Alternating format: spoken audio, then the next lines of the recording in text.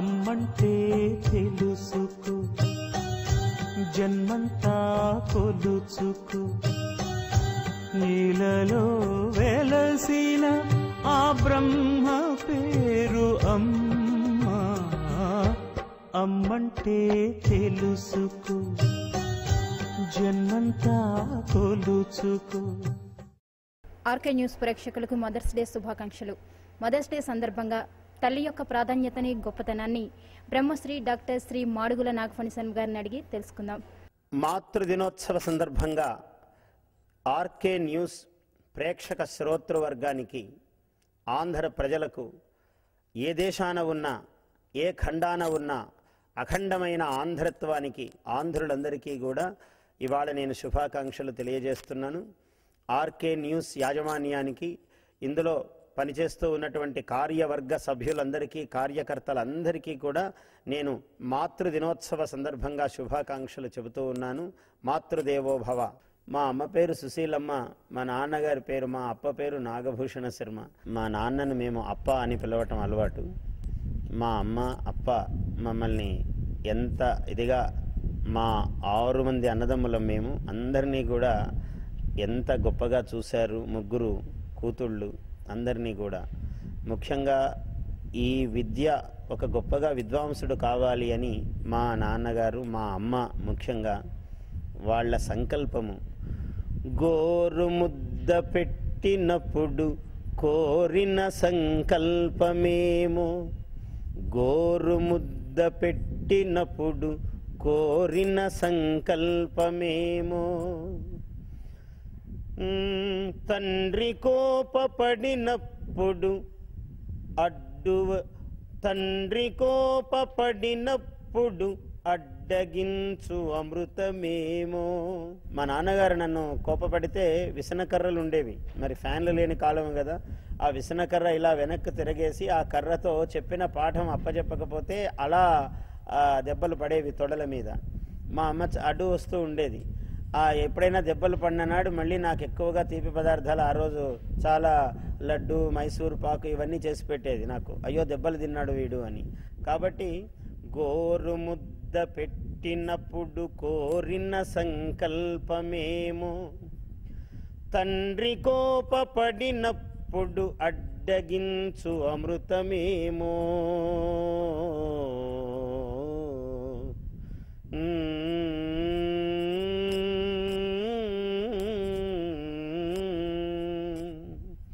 అడుగడుగున అణువణువున రంగరించు ప్రేమయేమో,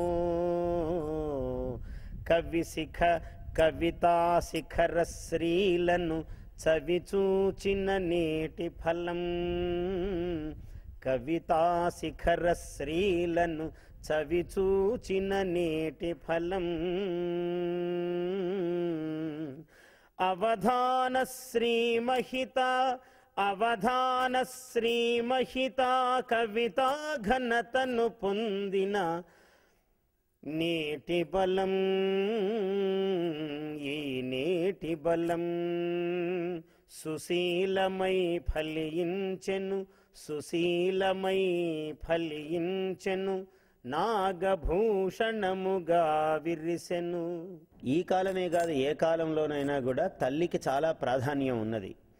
అందుకే మనకు మొత్తము భూమి అంతా ప్రదక్షిణం చేసి రావాలి అని అంటే, భూప్రదక్షిణం చేసి రావాలి అని అంటే, మరి కుమారస్వామి ప్రపంచమంతా తిరిగి వస్తే తల్లిదండ్రులకు ప్రదక్షిణం చేశాడు గణపతి. మనం కథ వింటూనే ఉంటాం. ఆయన 3 ప్రదక్షిణాలు చేస్తే 3 లోకాలు తిరిగి వచ్చినంత. ఎప్పుడు ఏ నదీ తీర్థంలో స్నానం చేద్దామని వెళుతూ ఉన్నా కుమారస్వామి స్నానం చేసి బయటికి వస్తూ ఎదురవుతున్నాడు గణపతి. కాబట్టి నా మాత పరదైవతం అన్నాడు. తల్లిని మించిన దైవం లేదు. అయితే ఇది ఊరికే తల్లిని మించిన దైవం లేదని అందరూ చెప్పే మాటే. కానీ దానిని ఇవాళ ఆధునికమైన కాలంలో ఈ తరం వాళ్ళు బాగా తెలుసుకోవాల్సిన అవసరం ఉన్నది. ఇవాళ ఈ న్యూక్లియర్ ఫ్యామిలీస్ అని అనుకుంటున్నారే, ఎవరైతే ఈ ఉమ్మడి కుటుంబాలు లోపించి ఈ కొత్త కుటుంబాలలో పెద్దవాళ్ళు లేక, ఆలన పాలన దండన ఇవన్నీ ఏవీ లేక గాడి తప్పుతూ ఉన్నాయి ఆధునిక జీవితాలు. కాబట్టి దీనిని అర్థం చేసుకుని తల్లి మాతా పూర్వరూపం పితా ఉత్తర రూపం ప్రజాసంధి ప్రజననగం సంధానం అన్నాడు. తల్లి పూర్వరూపం ఈ ప్రపంచానికే, మాతృత్వము. తర్వాత తండ్రి అన్నాడు పరరూపము. అందువల్ల తల్లికి చాలా ప్రాధాన్యం ఉన్నది. తల్లిదండ్రులు వాళ్ళు ఉన్నంత వరకు వాళ్ళ వ్యక్తిత్వాన్ని గౌరవిస్తూ వాళ్ళ ఆలోచనలని మనం తీసుకుంటూ అనుభవాన్ని మనం స్వీకరిస్తూ తదనంతరం వాళ్ళ ఆశయాలని పండిస్తూ అలా తల్లిదండ్రులను గౌరవించిన వాళ్ళకి ప్రపంచంలో ఎనలేని కీర్తి స్థానము ఉంటుంది. ఎవ్వరు గొప్పవాళ్ళని మీరు పరిశీలించినా వాళ్ళు తల్లిదండ్రులని నిరంతరము ఎంత గౌరవిస్తారో మనకు అర్థమవుతుంది, ఏ గొప్పవాళ్ళ జీవితాలు చూసినా కూడా. అందుకని ఆధునిక ప్రపంచంలో తల్లి అనేది చాలా గొప్ప విషయం అని ప్రతి వాళ్ళు తెలుసుకోవాల్సిన అవసరం ఉంది. అమృతానికి అర్పణకు అసలు పేరు అమ్మ, అమృతానికి అర్పణకు అసలు పేరు అమ్మ, అనుభూతికి ఆర్ద్రతకు ఆనవాలు అమ్మ. అమృతానికి అర్పణకు అసలు పేరు అమ్మ, అనుభూతికి ఆర్ద్రతకు ఆనవాలు అమ్మ. ప్రతి మనిషి పుట్టుకకే పట్టుగొమ్మ అమ్మ, ఈ లోకమనే గుడి చేరగ తొలివాకిలి అమ్మ. ఈ ప్రపంచమే ఒక దేవాలయం. ఈ దేవాలయంలో ప్రవేశించాలంటేనే అమ్మ అనుగ్రహం కావాలి. తల్లి అనుకోకపోతే ఈ ప్రపంచంలోకే శిశువు రాలేడు. కాబట్టి ఈ ప్రపంచం ఒక దేవాలయం అయితే ఈ ఆలయంలో ప్రవేశించాలంటే తల్లి అనుగ్రహం కావాలి. మాతృదేవత అనుగ్రహం చాలా ముఖ్యం. అమ్మ అను ఇవాళ మనకు పాశ్చాత్య ధోరణులతో మమ్మీ అని పిలుచుకోవటం వచ్చింది. ఈ మమ్మీ అనటంలో అమృతత్వం లేదు. నేను అది కూడా చెప్పాను. మమ్మీలో అమృతత్వమేది, అక్కడ అమృతత్వము లేదు, ఆ తీసేయాలి, మృతత్వమే ఉంది అందులో. కాబట్టి మమ్మీలో అమృతత్వమేది వినరా మా బాబు మాధుర్యమౌ అమ్మా అన్న పదములో కలదురా హాయన్నచో విన్నచో. చెమ్మల్ చిమ్మెడు చిన్ని మాటకు ఘన శ్రీభాష్యముల్ సాటిరావు అమ్మో ఏలొక మునిగిపోయెదరు ఈ అప్రాచ్య దుస్సంస్కృతిన్. ఈ మమ్మీ అనే శబ్దము ఇవాళ పిల్లలకు పెద్దవాళ్ళకి అందరికీ కూడా తల్లిదండ్రులు కూడా అందులోనే ఆనందాన్ని అనుభవిస్తున్నారు. కాబట్టి ఇవాళ మాతృ దినోత్సవం చాలా ముఖ్యమైనది. ప్రపంచంలో కూడా ఇప్పుడు అన్నిటికీ దినోత్సవాలు అని చేస్తారు. ఇది పాశ్చాత్య సంప్రదాయమే అయినా ఒక మంచి పని చేయడానికి ఏ సంప్రదాయం అయినా గొప్పదే. అది తల్లిని ఆనాడు గౌరవించి గుర్తుపెట్టుకుని ఆ తల్లిదండ్రుల్ని పూజించి ఇలాంటి రోజు ఏ కారణం అమ్మా అని పిలువని నోరును అని అన్నాడు. అమ్మా అని నోరారా పిలవకపోతే కుమ్మరి మనుద్రవ్వినట్టి గుంటర సుమతి అన్నాడు సుమతి శతకకారుడు. కుమ్మరి మనుదవ్వితే గుంట ఎలాంటిదో వాడి నోరు అట్లాంటిది. తల్లిని నోరారా పిలవనివాడు, తమ్ముళ్లను నోరారా పిలవనివాడు, ఇమ్ముగా చదువని నోరును, అమ్మాయని పిలిచి అన్నమడుగని నోరును, తమ్ముల పిలువని నోరును. ఇందులో మన కుటుంబ వ్యవస్థ ద్యోతమానం అవుతుంది. తమ్ములను తల్లిదండ్రులను ఇంట్లో కుటుంబమంతా కలిసిమెలిసి ఉండడం. తమ్ముల పిలువని నోరును కుమ్మరి మనుద్రవ్వినట్టి గుంటర సుమతి అన్నాడు.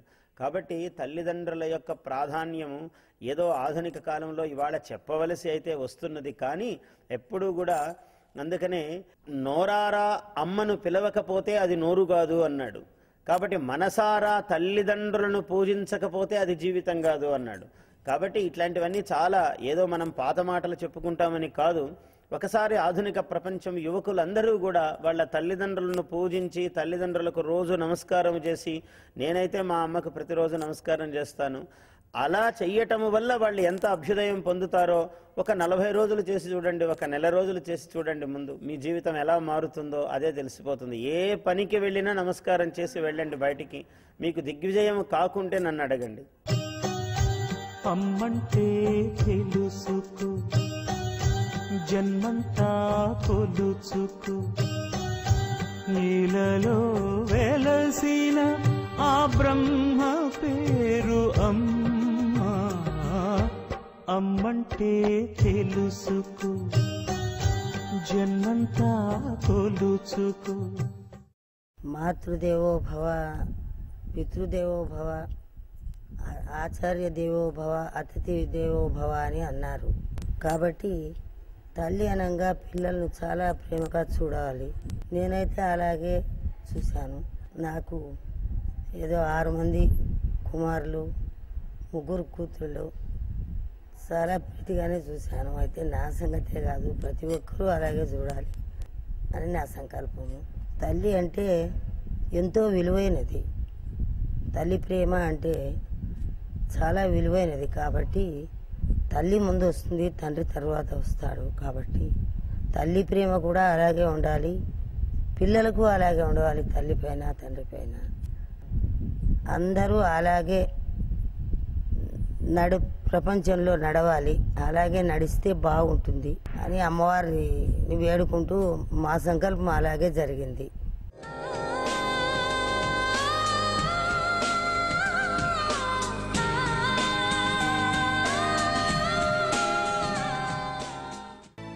అగ్రిగోల్డ్ ప్రపంచ నలుమూలల విస్తరించిన ఎంతో పేరుగాంచిన ఒక ప్రముఖ మల్టీడొమైన్ వ్యాపార సంస్థ. ఇది హౌసింగ్ సెక్టర్లో తనకంటూ ఒక ప్రత్యేక స్థానాన్ని సంపాదించిన ఏకైక సంస్థ. ఈ వెంచర్లో భాగంగా ఆంధ్రప్రదేశ్లోని రాజమండ్రిలో ఫార్చ్యూన్ గోదావరి ఒకటి. భూమిపై వెలసిన వైభవోపేతమైన ఫార్చ్యూన్ గోదావరి ప్రపంచాన్ని సందర్శిద్దాం రండి. అత్యాధునిక సదుపాయాలు కలిగిన ఈ కమ్యూనిటీ ప్రాజెక్టుకు 24 గంటల సెక్యూరిటీ అంటే రక్షణ కల్పించగా 47 ఎకరాలలో విస్తరించిన సువిశాలమైన ప్రదేశంలో పచ్చని ప్రకృతి ఒడిలో నిర్మితమవుతుంది. ఇక్కడ స్విమ్మింగ్ పూల్, ప్లే గ్రౌండ్స్, పక్కన స్కూల్స్, అందమైన ఉద్యానవనాలు, అన్ని కార్యక్రమాల కోసం ఒక కమ్యూనిటీ హాల్ మరియు ఇతర అత్యాధునిక సౌకర్యాలు కలిగి ఉండాలనే ముఖ్య ఉద్దేశంతో నిర్మితమవుతుంది. క్లబ్ హౌస్ లోకి అడుగు పెడితే మీరు చూస్తారు విశాలమైన అందమైన ఇంటీరియర్స్ మరియు ఎన్నో అద్భుతమైన సౌకర్యాలు. ఇక వచ్చిన అతిథులు రిలాక్సేషన్ కోసం స్పేషియస్ లాంజ్ వైపు ఆకర్షితులవుతారు. ఇండోర్ స్పోర్ట్స్ ఏరియా ప్రతి ఒక్కరిని ఉత్తేజపరుస్తూ ఆహ్వానిస్తుంది. ఫిజికల్ ఫిట్నెస్ కు ప్రాధాన్యత ఇచ్చేవారి కోసం ఒక వెల్ ఎక్విప్డ్ జిమ్నేషియం ఉంది.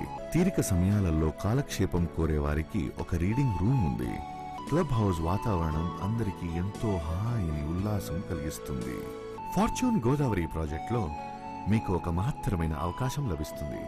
ఒక స్థలాన్ని తీసుకోండి లేదా కట్టిన ఇల్లు అడగండి, మీకు కావలసిన విధంగా దొరుకుతాయి. ఇంతకన్నా ఏం కావాలి? వీటన్నిటితో పాటు ఫార్చ్యూన్ గోదావరి ఒక మంచి పెట్టుబడి అవకాశాన్ని కల్పిస్తున్న సంస్థ. అనతి కాలంలో మీ పెట్టుబడికి అధిక లాభాలను అందించగలదు. ఫార్చ్యూన్ గోదావరిలో స్వగృహాన్ని తీసుకోండి, స్వర్గ సౌఖ్యాలను అందుకోండి. ఈ ఇల్లు మీ ఒక్కరిది కాదు, రానున్న తరాలకు మీ ప్రేమ కానుకగా ఇవ్వండి. అగ్రిగోల్డ్ అందిస్తుంది జీవన సౌకర్యాలు, మీరందుకోండి అనురాగ సౌధాలు. అగ్రిగోల్డ్.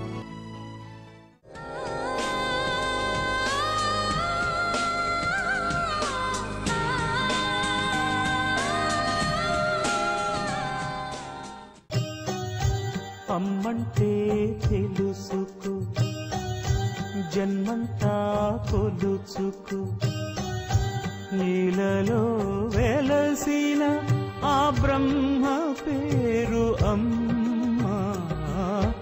అమ్మంటే తెలుసుకో, జన్మంతా కొలుచుకు. పిల్లలకు విద్యాబుద్ధులు నేర్పించి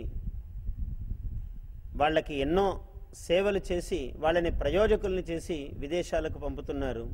వాళ్ళేమో ధనం కోసం ఆరాటపడుతూ, అంటే నా ఉద్దేశం ధనం అప్రధానమని కాదు, కానీ తల్లిదండ్రులను చూడనంత ధనము, వాళ్ళను చూసుకోలేనంత తీరిక లేకుండా ధనం సంపాదించాల్సిన అవసరం జీవితంలో ఏ మానవుడికి రావద్దు. అది విద్యకు పరమార్థం కాదు, అది విద్యకు ప్రయోజనము కాదు. కాబట్టి ఇక్కడ తల్లిదండ్రులు వృద్ధులు ఏకాకిగా ఉండి వాళ్ళని చూసే దిక్కులేక ఏదైనా వాళ్ళకి ఇబ్బంది వచ్చినప్పుడు కూడా వాళ్ళు రావడానికి టికెట్లు దొరకలేదు, ఇంకా రావడానికి 2 రోజులు 3 రోజులు పడుతుంది అని కొన్ని నిజాలు ఉండవచ్చు అందులో కూడా. కానీ ఆ నిజాలు ఏ కొందరి విషయంలోనో, కానీ నిజాలు కాకుండా ఎందరి విషయంలోనో ఉద్దేశపూర్వకంగా జరుగుతూ ఉన్నది. ఇది మాత్రం చాలా నిందాస్పదమైన అంశము. ఆధునిక సమాజం దీన్ని చాలా గుర్తించాలి. తల్లిదండ్రులను గౌరవించని, ముఖ్యంగా తల్లిని గౌరవించని, తల్లిని భక్తిగా చూడని జీవితమే కాదు. దానికి ఏమీ సాఫల్యం లేదు. ఎందుకంటే ఈ వయస్సు దాటగానే నీవు కూడా మళ్ళీ ఆ స్థితికి వస్తున్నావు. ఇది ఇంతటితో అయిపోలేదు. నీ తల్లిదండ్రులను నీవు ఎలా చూసావో మళ్ళీ నీ పిల్లలు నిన్ను ఎలా చూడాలో ఇదొక గుణపాఠం. దాన్ని బట్టే నిన్ను నీ పిల్లలు చూస్తారు. అందువల్ల దీన్ని చాలా ప్రధానమైన అంశంగా ఆధునిక యువత ప్రధానంగా భావించాలి. దీని సారాంశము గ్రహించాలి. మరి మాతు కేవలమేవ యవ్వనవన ఛేదే కుఠారావయం అన్నాడు శంకరాచార్యులు. తల్లిని గనక గొప్పగా చూసి వీడు గొప్పవాడు కానట్లయితే కేవలము తల్లి యొక్క యవ్వనమనే వనాన్ని ఛేదించడానికి వీడొక్క గొడ్డలిలాగా ఉపయోగపడతాడు తప్ప వాడి జీవితం ఒక ఆయుధప్రాయం అవుతుంది కానీ ఆభరణప్రాయము కాదు. ఆయుధం అవుతుంది కానీ ఆభరణము కాదు అన్నాడు. చాలా అద్భుతమైన మాట అన్నాడు. కాబట్టి తల్లిదండ్రులందు దయలేని పుత్రుండు పుట్టనేమి వాడు గిట్టనేమి, పుట్టలోన చెదలు పుట్టదా గిట్టదా. వేమన గారు అద్భుతమైన మాట అన్నారు. అందువల్ల ఇవన్నీ కూడా మనము సమీక్షించినట్లయితే మనకు భారతంలో శకుంతలోపాఖ్యానం ఉన్నది, దుష్యంతోపాఖ్యానం. ఆ దుష్యంతుడు శకుంతలను ముందు కలిసి పరిణయమాడి ఆమె మళ్ళీ రాజ్యానికి వచ్చి ఒక పిల్లవాడిని ఎత్తుకుని, ఈ అబ్బాయి మీ కుమారుడు, ఇదిగోనండి నేను మీ భార్యను అంటే నీవెవరో నాకు తెలియదు అన్నాడు. అన్నప్పుడు ఒక అద్భుతమైన మాట చెప్పించారు కవివతంసులు అక్కడ. ఏమిటయ్యా అంటే, సాంద్ర కర్పూర పరాగ పాండురము చంద్రజ్యోత్స్నయున్ పుత్రగాత్ర పరిష్వంగము అన్నాడు. ఈ పుత్రగాత్ర పరిష్వంగము ఇన్నెందుకు నువ్వు అబద్ధం చెబుతున్నావయ్యా మహానుభావ. నుతజలపూరితంబులగు నూతులు నూరిటి కంటే సూనృతవ్రత ఒక బావి మేలు, మరి బావులు నూరిటి కంటే ఒక్క సత్క్రతువది మేలు, తత్క్రతు శతంబున కంటే సుతుండు మేలు, తత్సుత శతకంబు కంటే ఒక సూనృత వాక్యము మేలు చూడగన్. ఒక్క సత్యవాక్యము పలికితే దాని ప్రభావం చాలా గొప్పది. సత్యే సర్వే ప్రతిష్ఠితాః అన్నారు అని ఆమె ఇంత దీర్ఘోపన్యాసం చెప్పి ఇన్నెందుకు, ఇగో ఈ పిల్లవాడిని ఒక్కసారి ఎత్తుకోండి, వీడు మన కుమారుడు, పుత్రగాత్ర పరిష్వంగము.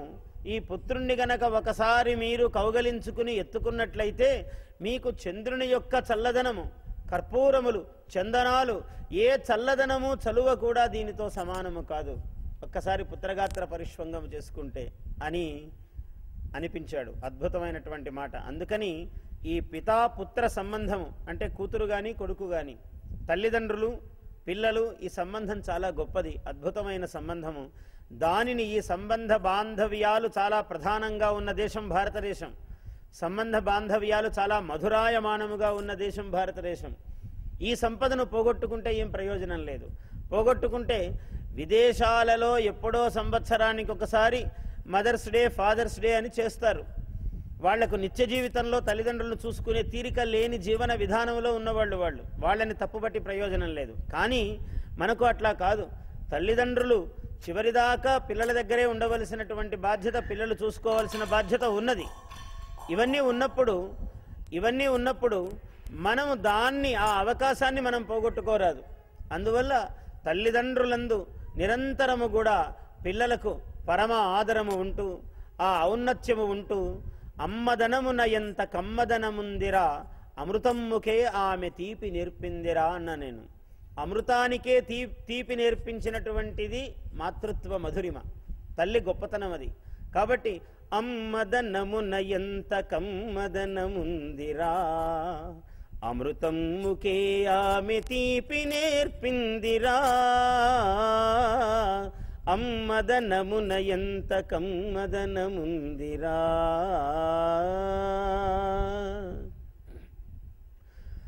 మనము నదిని ఒక తల్లిగా భావిస్తే దాని మీద వంతెనలు కడుతున్నాం ఆధునికంగా ఎన్నో సౌకర్యాల కోసం. వంతెనలతో గొంతుకురులు, వంతెనలతో గొంతుకు నులిమి బాధించిన ఆనకట్టలు ఊపిరాడకే చేసిన సస్య సంతానాలు ఎదిగి ఒదగాలని, సస్య సంతానాలు ఎదిగి ఒదగాలని